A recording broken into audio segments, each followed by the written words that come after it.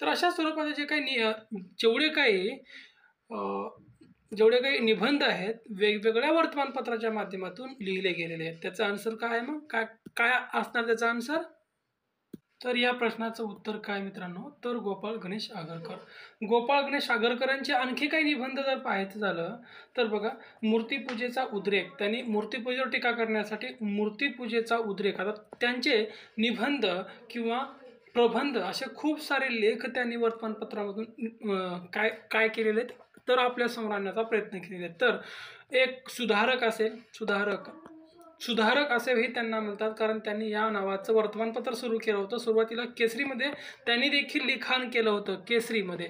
पण या दोन पण गोष्टी लक्षात ठेवा. आणखी एक जवळपास 2022च्या कंबाईन पूर्व परीक्षेला आयोगाने विचारलं की गोपाळ गणेश आगरकर यांनी वराड समाचारमध्ये देखील काय केलं, लिखाण केलेलं आहे.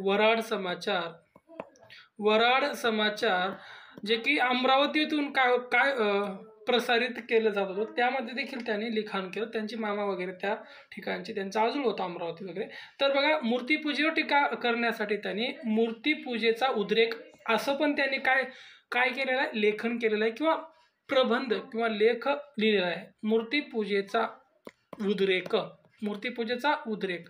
नंतर जर बघायचं झालं, नंतर धर्माचा सुकाळ व बकऱ्यांचा काळ, हा धर्माच्या नावावर जे काही प्राणी हत्या केली जाते त्याला त्यांनी विरोध म्हणून हा देखील प्रबंध किंवा लेख लिहिलेला आहे. काय काय बघा, धर्माचा सुकाळ आणि बकऱ्यांचा काळ असा त्यांनी लेख प्राणी हत्यावर देखील लिहिलेला आहे. तसेच प्रेतक्रिया व प्रेत संस्कार यावर देखील टीका करत असताना त्यांनी अनेक सारे लेख लिहिलेले आहेत. तसेच शिमगा या सणावर टीका करताना बघा, शिमगा या सणावरती टीका करत असताना त्यांनी पांचजन्य हंगाम किंवा पंचजन्य हंगाम असं पण म्हणतात, पंचजन्य हंगाम या पण नावात त्यांनी लेख लिहिलेला आहे. तसेच मराठमोळा आणि मराठमोळ्याची पुरवणी असे वेगवेगळे लेख त्यांनी लिहिलेले आहेत.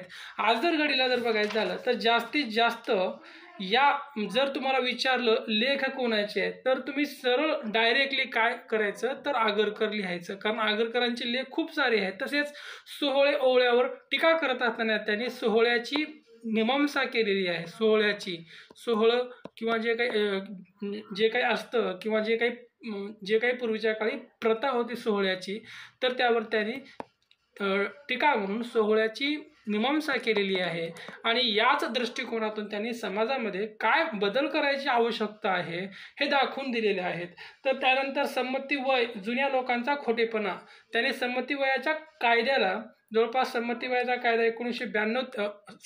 संमती वयाचा कायदा बघा 1892ला आलेला होता. त्याच्या समर्थनात त्यांनी संमतीचे वय, जुन्या लोकांचा खोटेपणा असे पण त्यांनी आग्रहलेख लिहिलेले आहेत. त्यामुळं अशा पद्धतीचा जर तुम्हाला प्रश्न आला तर डायरेक्टली काय त्याचा आन्सर, पर्याय क्रमांक 3. तर या सर्व बाबी लक्षात ठेवा. तर अशा स्वरूपाचे प्रश्न अलीकडच्या काळात जास्तीत जास्त विचारले जात आहेत.